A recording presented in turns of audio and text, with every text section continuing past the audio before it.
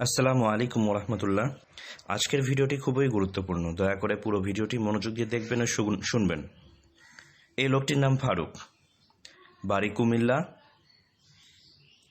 থানা তিতাস, ইউনিয়ন জিয়ারকান্দি, গ্রাম গোপালপুর পূর্বপাড়া। তিনি মালয়েশিয়ার কুয়ালালামপুরে থাকেন।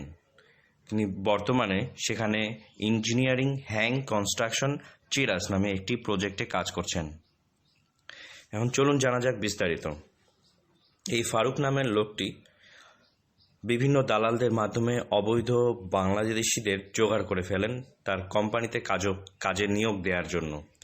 তিনি তাদেরকে সুন্দর ভালো ব্যবহার দেখিয়ে কাজে নিয়োগ দেন।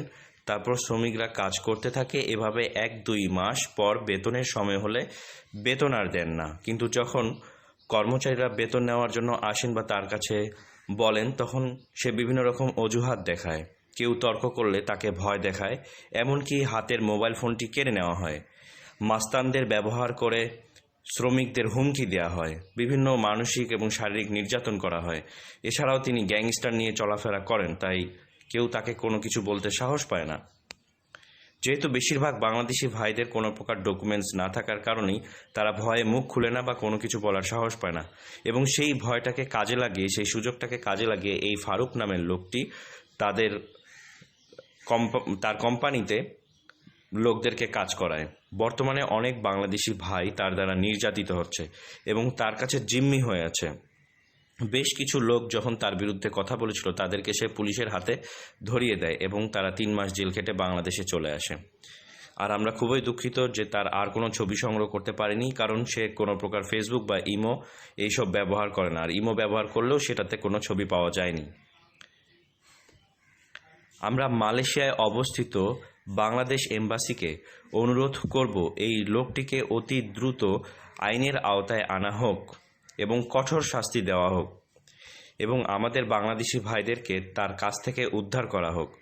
প্রবাসী ভাইদেরকে নিয়ে যেসব সংগঠন কাজ করেন, যেমন আহমেদ রিয়াজ ভাইয়ের বাংলাদেশ প্রবাসী কল্যাণ পরিষদ, বিপিকেপি এবং প্রবাসী কল্যাণ পরিষদ, তারা সবাই আমাদের এই পোস্টটি শেয়ার করবেন যেন এটি সরকারের নজরে চলে আসে, এবং আমরা দোয়া করব খুব শীঘ্রই যেন এটার একটা সুরাহা করা হয়। সবার সুস্থতা কামনা করছি। ধন্যবাদ। আল্লাহ হাফেজ।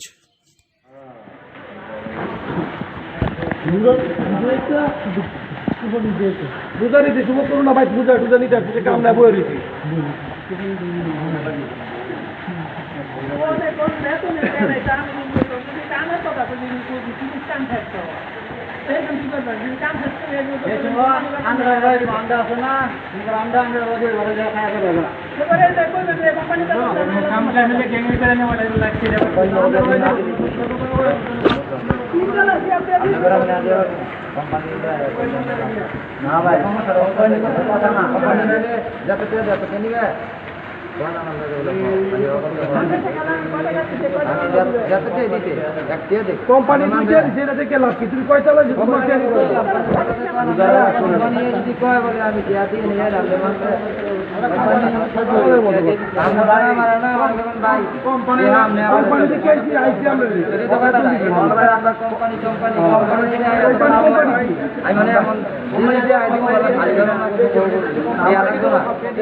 আমি তো চিন্তা করি তোমার আমি দিচ্ছি